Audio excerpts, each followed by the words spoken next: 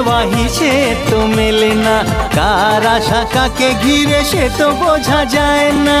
হিসেবের গোলমাল হলে হবে না যে হাল, বুঝে নাও কাকে কে যে চায়।